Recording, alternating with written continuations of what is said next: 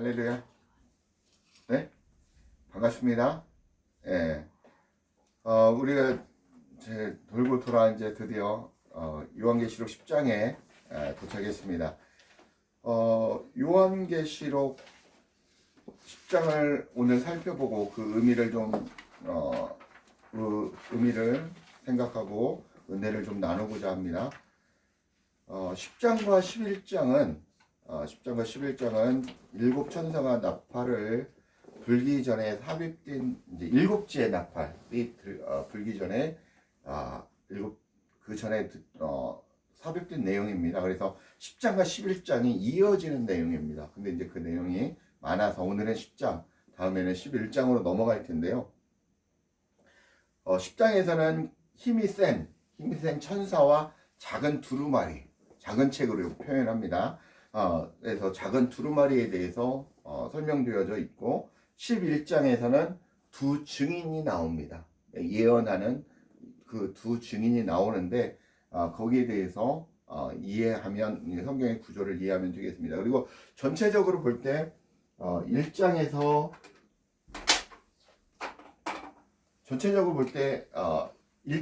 2절은 힘센 천사의 모습이다. 이제 구조를 얘기합니다. 그 다음에 3절과 4절은 일곱 무리의 모습을 나타내고 있습니다. 그리고 이제 5절에서 7절은 힘센 천사의 모습에 대해서 설명을 하고 있습니다.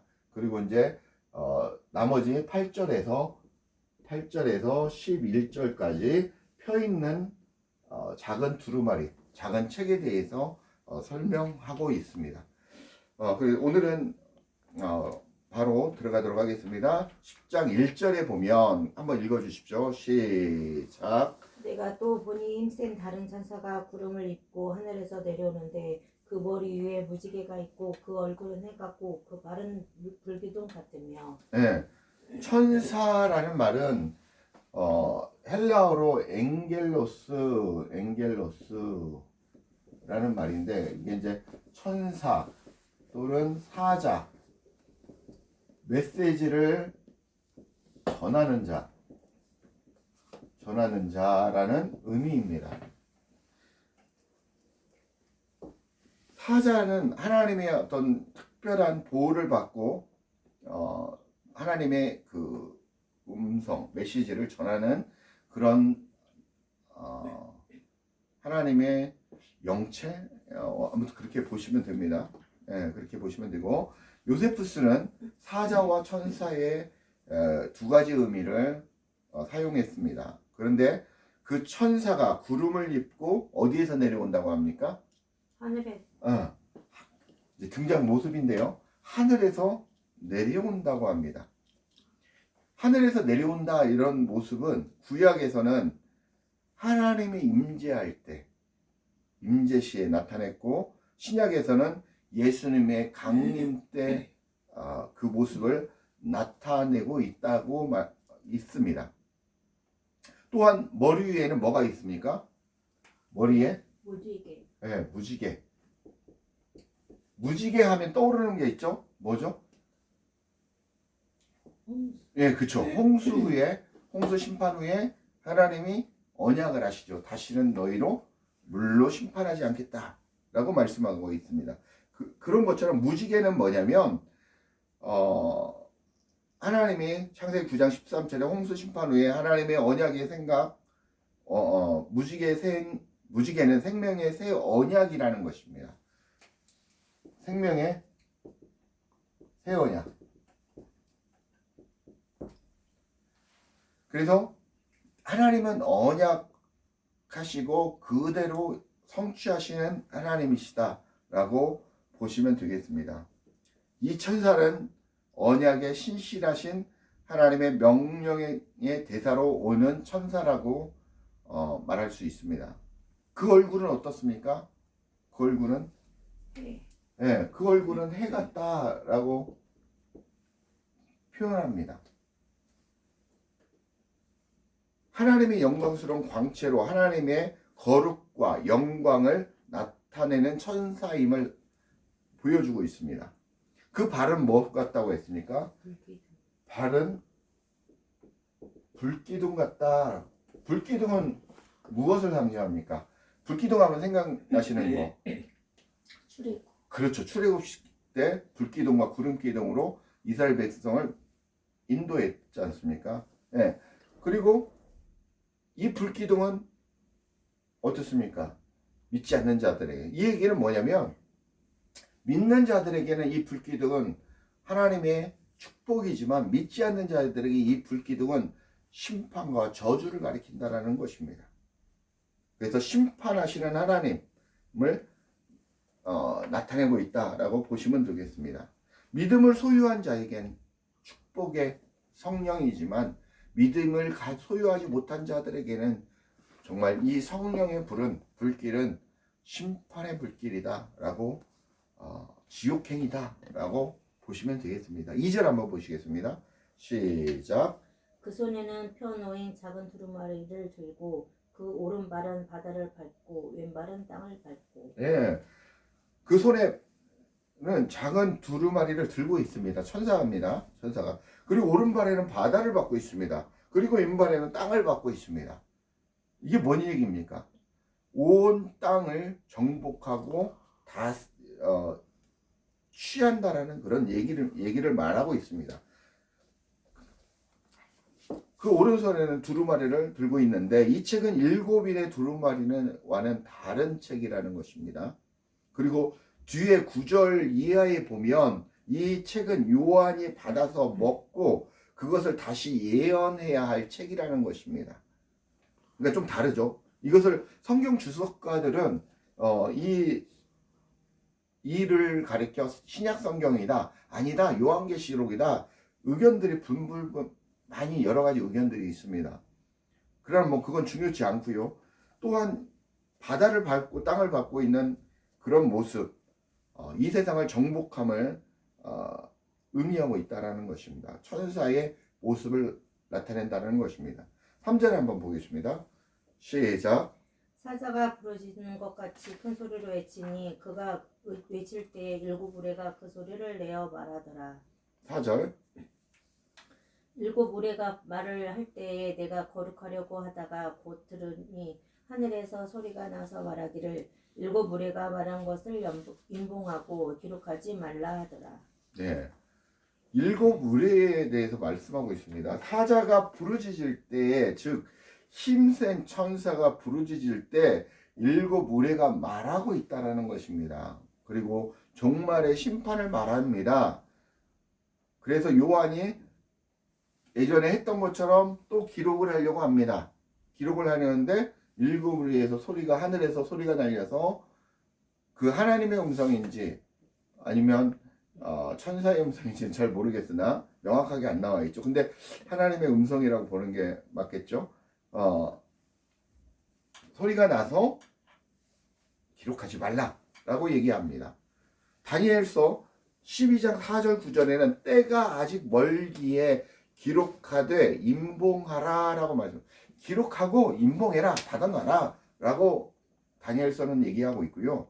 요한계시록 뒤에 22장 10절에 가면 때가 가까이 왔다기에 너희들이 기록하고 임봉하지 말라. 이제 거의 하나님의 심판의 날이, 종말의 날이 가까이 왔기 때문에 그 임봉책도 개봉한다는 것입니다. 오늘 10장에서는 알면 문제가 되기에 기록하지 말고 임봉하라고 말씀하고 있습니다. 주님께서는 하나님의 백성들에게 많은 비밀을 알기를 원하십니다. 그리고 그래서 우리가 말씀을 묵상하면서 하나님의 놀라운 이 비밀을 성경책을 통해서, 말씀을 통해서 살아있는 하나님의 영을 기록한 거지 않습니까? 이게 다가 아니죠. 우리는 하나님의 비밀, 하나님의 나라에 대해서 다 모릅니다. 그러나 일부 하나님이 보여준 이 하나님의 말씀을 통해서 알아가고 있다라는 겁니다. 하나님 성령의 조명하심으로 깨닫게 되고 하나님의 은혜를 알게 하고 우리가 하나님의 성품대로 닮아갈 수 있다라는 것입니다. 그런데 그럼에도 불구하고 하나님이 원하지 않는 부분이 있어서 막고 있다라는 것입니다.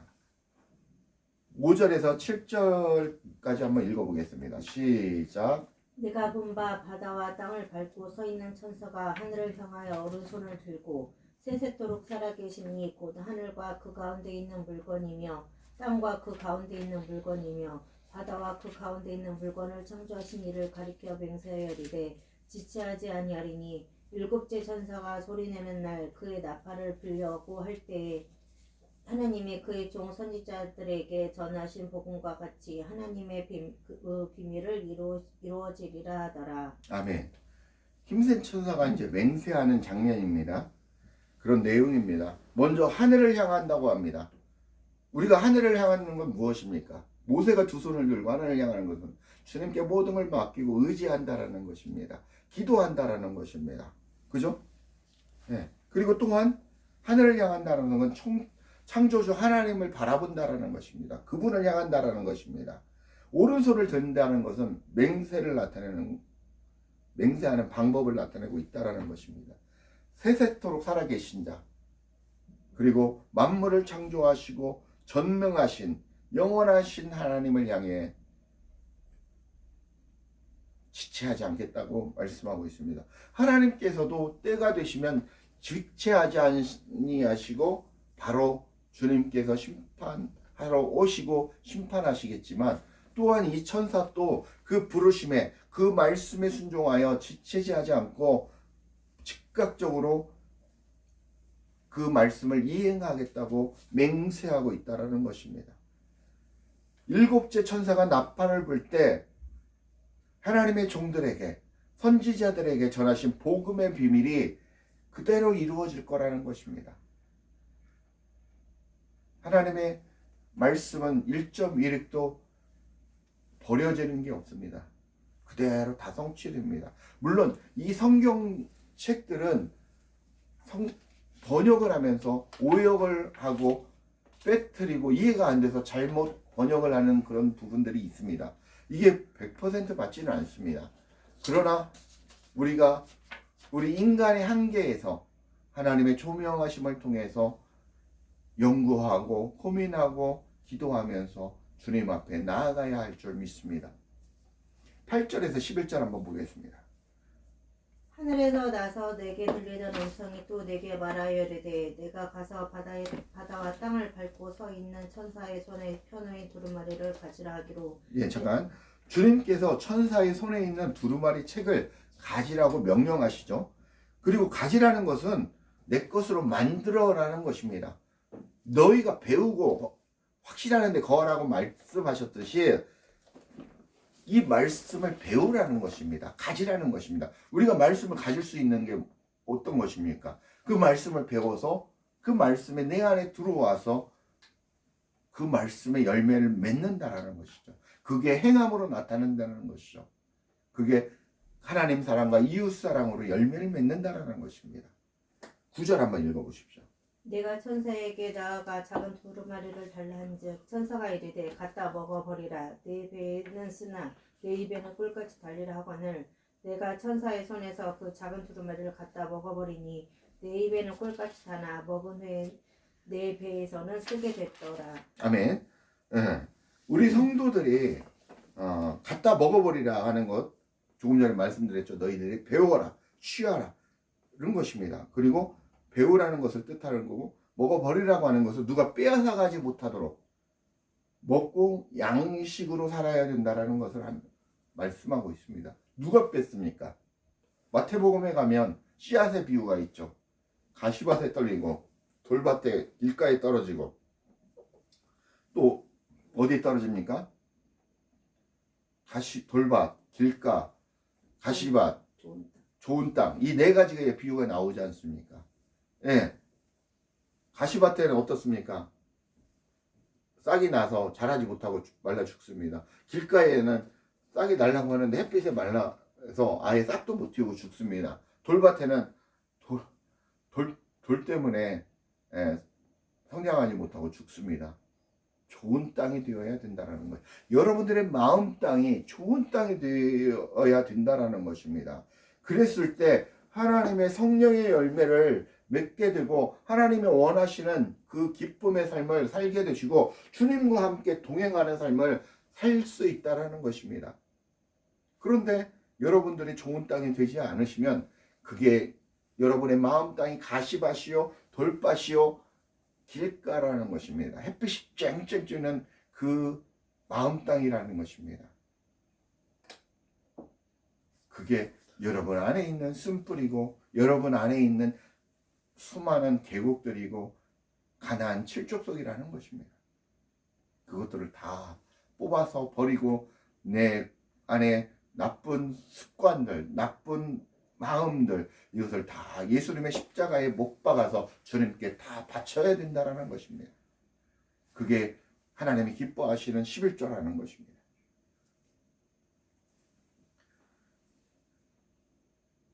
우리가 성령의 열매를 맺고 하나님이 기뻐하시는 삶을 살아야 되는데 요한계시록 1장 3절에 뭐라고 나와 있습니까? 한번 읽어보십시오. 요한계시록 1장 3절에 요한계시록의 핵심적인 말인데 이 예언의 말씀을 읽는 자와 듣는 자와 그 가운데 기록한 것을 지키는 자는 복이 있나니 때가 가까우니라. 아멘. 우리가 말씀대로 행하고 지키고 살아가야 한다는 것입니다. 그런 자가 복이 있다라는 것입니다. 복이 하나님 복 주시옵소서 복 주시옵시오 하는데 그 복이 무엇입니까? 여러분이 원하는 그 재물의 복을 얘기하십니까? 아니면 자식이 잘 되는 그 복을 얘기하십니까? 절대 그렇지 않습니다.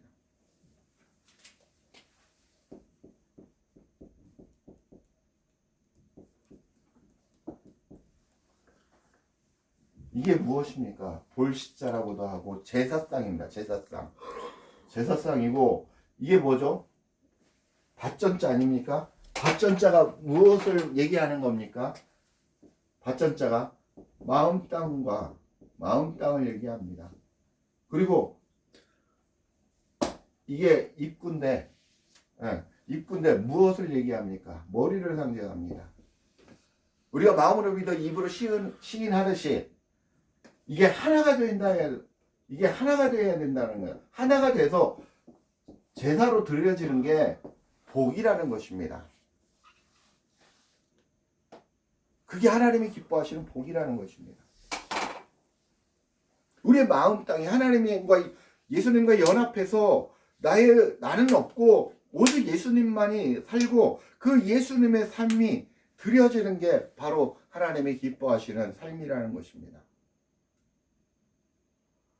그것이 마지막 때 주님이 기뻐하시는 우리가 살아가야 할 삶이고 또한 이 삶은 행위를 강조하는 것이 아니라 우리의 마음의 상태가 말씀으로 주님이 다스리시는 그 야베스의 기도처럼 땅에 땅을 더하고 복에 복을 더하사 그게 이 말입니다. 하나님 복 주시옵소서 내 재물 주시옵소서 땅 부동산 투기에 막 이런 게 아닙니다. 빌딩 주시옵소서 이게 아닙니다. 내 마음 땅에 예수 그리스도의 은혜가 넘치기를 원한다는 것입니다. 10절 한번 보시겠습니다. 시작. 내가 천사의 손에서 작은 두루마리를 갖다 먹어버리니 내 입에는 꿀같이 다나 먹은 후에는 내 배에서는 쓰게 되리라. 두루마리를 먹으니 이제 11장에 두 증인이 나온다고 말씀드렸죠.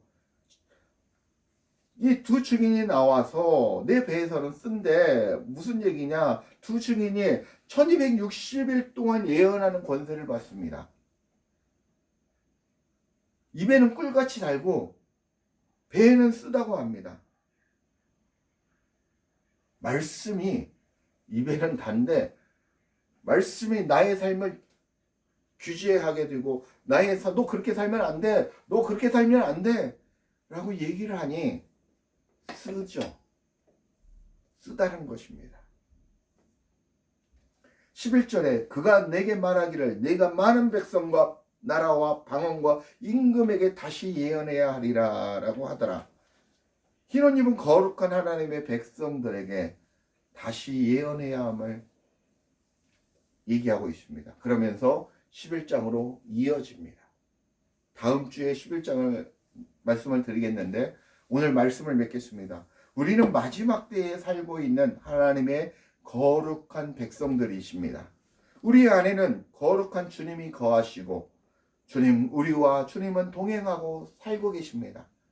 예전에 이 요한계시록을 썼던 그 요한보다도 우리는 더 큰 복으로 우리가 지금 현재 마지막 때를 살고 있다라는 것입니다. 그러나 우리가 주님과 동행하면서 그렇게 살면서 우리 안에 있는 육적인 속성을 날마다 죽여가고 십자가에 못 박아 주님께 드려감으로 그 드려짐을 예물로 하나님은 받으신다라는 것입니다.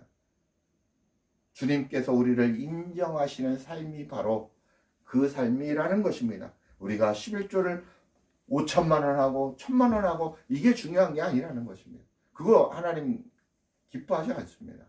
물론 하나님 앞에 내 정말 하나님 주신 것 중에 정말 떼어서 하나님 앞에 드려지는 거 하나님이 보시겠죠. 느끼겠죠. 그러나 우리의 구원과는 전혀 영향을 미치지 않는다는 것입니다.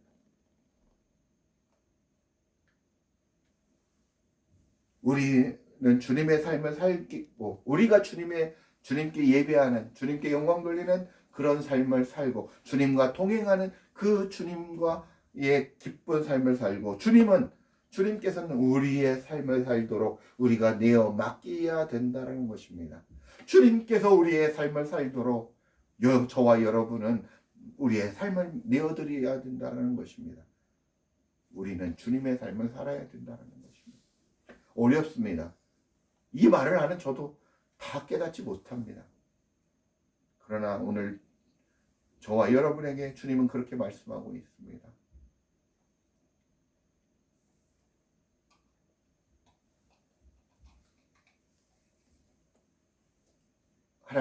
하나님을 사랑하고 하나님의 영이 하나님의 말씀이 살아 여러분 가운데 역사하시길 저에게 역사하시길 이 방송을 듣는 모든 하나님의 거룩한 백성들이 주님의 뜨거운 사랑과 그 은혜로 말미암아 우리가 이 땅에 살아갈 때 외적인 환경과 역사도 중요하지만 내 안의 삶이 주님 앞에 드려지는 삶이 되기를 간절히 예수님 이름으로 축복합니다.